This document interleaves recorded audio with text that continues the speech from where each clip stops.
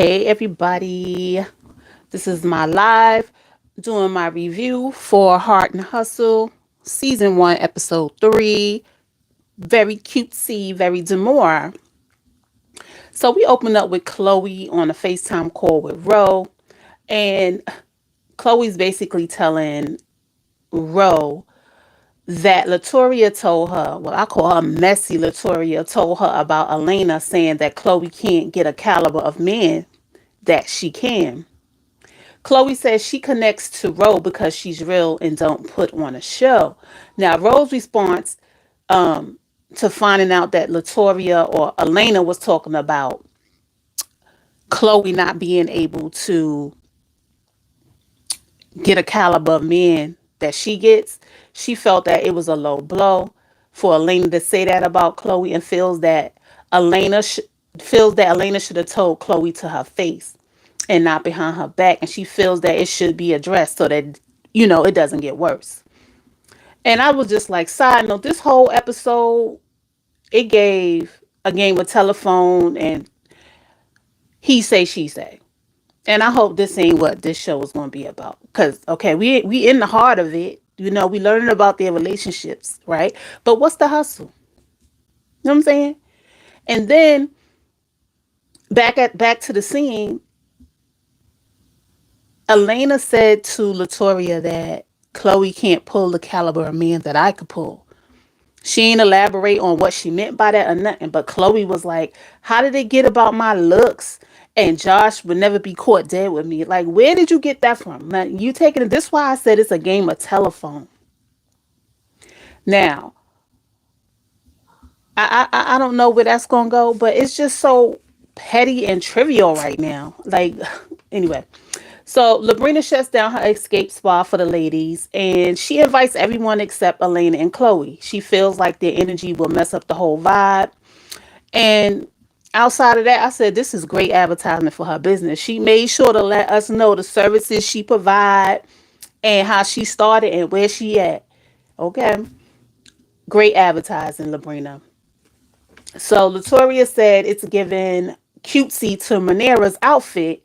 She said she looks 11 years old, and Manera is in her confessionals and said, I know I look young, but I am a grown woman. The ladies, what I said, the ladies, something, Manera.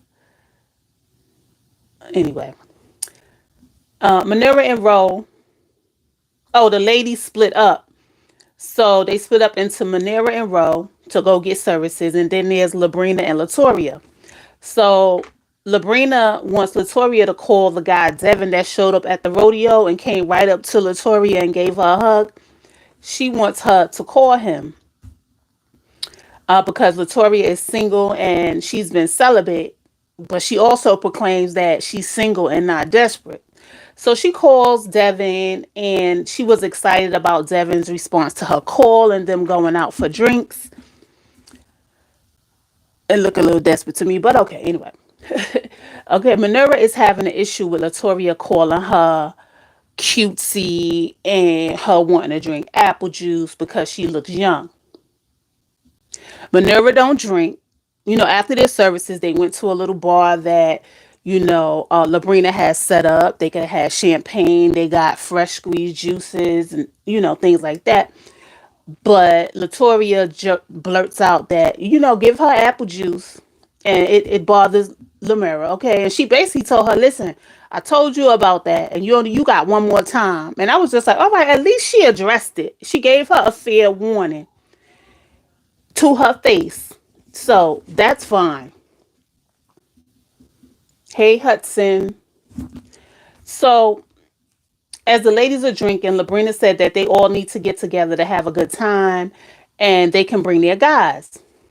So Ro lets it be known that Chloe told her that Latoria was talking mess about, not Latoria. Latoria went back and told Chloe that Elena was talking mess about her. Latoria said, well, it wasn't mess. It is what Elena said. And it feels that Elena has misplaced defensiveness towards the ladies. And she wants Chloe and Elena to work their stuff out. Now, In my mind, I'm thinking like, well, if you want them to work it out, why are you taking back stuff in a messy way? Because you did take it back in a messy way.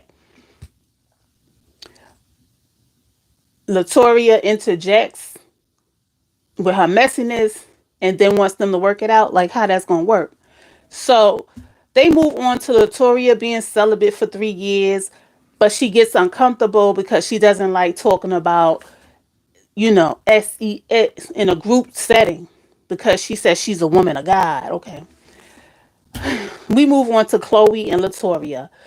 Chloe is upset that she was not invited to the spa because of the issue between her and Elena. Now I kind of agree with her because I didn't understand why Labrina didn't invite them. I mean, I understood why she said she wanted it to be peaceful, but I feel like, they would have did their spa services. It would have been peaceful. Like maybe at the end when they were around the bar, they probably would have gotten to it about something. But I feel like she should have invited the ladies because right there it's causing like, wait a minute, why she ain't invite us of all the people? Separation, within the group. So Latoria feels about Latoria says she feels that Devin didn't have no urgency when she called him. Now, see right there, that make it seem like you are a little desperate, okay? Because if it was you don't care, then it should just be it is what it is. But listen, all them excuses he was giving, well, I ain't gonna be here for my birthday and I might not be here next week. What happened to going out for drinks tomorrow night? I'm just saying. But anyway, I don't know if that's something she should feel a way about. If she don't really know the guy like that, you only know him on a professional level. I don't feel like you should feel a way about that. Hey, Jose. So, let me get back to these notes here. Anyway, yeah, she felt the way about him not having no urgency about linking up with her. And again, I said, but I thought you were single and not desperate, and you ain't look at him like that. Um, she lets Chloe know that Rose says she can't be herself around her. Latoria said that at the restaurant, her and Ro had went out. They had a conversation about sex, and she does not feel comfortable talking about that in public and said she's a woman of God, and she laughed it off. She said, but Ro took it as she said that she can't open up to Latoria and feels like she was being judged. And I kind of was like, bro, but if you don't care how people feel about you, why would you feel a way about Latoria? I'm just saying, because she put God in it. But anyway, Latoria feels like, as growing up, her being a bigger girl and dark skinned, anything she said, it felt like, it came off as bullying. And she said that was not the case. Everybody seemed to be having these triggers in this episode. They past triggers is coming up. So we move on to Ro and Minora. They start off talking about Latoria and Minora being annoyed by her comments of her talking about her looking young. And I was just thinking, like, come on now. We really gonna make this a storyline? Because really the issue with Minora is that in the past in her workplace, she had authority, but people ain't really take her seriously because she looked younger, and she had to work harder than most of the people. So basically it's a trigger for her.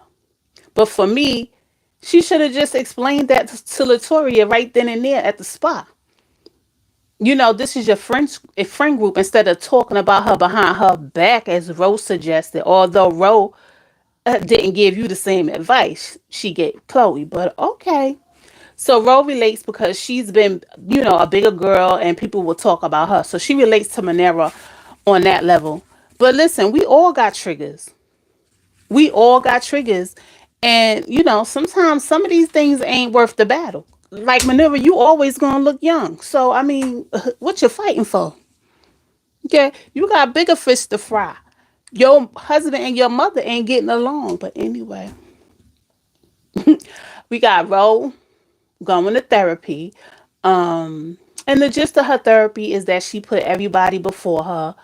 She talks about her daughter and her working so hard she barely spends time with her daughter, and then when she comes home she's frustrated and she's taking it out on her daughter when her daughter only wanted to spend time with her. So she says she would have to turn around and be sorry because she realizes that she ain't spend no time with her daughter. And I get that, because I used to do the same thing. Like, as soon as you walk through the door, the kids are excited to see you. But you so frustrated from the commute from work, what happened at work. You got to figure out what's for dinner. You just want to decompress, right? So I came up with this thing. I told my kids, give me 10 minutes. Let me, take my clothes off, wash my hands, decompress from the day. And you know how we ladies do. We got to loose them bras, okay? Anyway, we move on to how Ro turned her therapy session to talking about Latoria.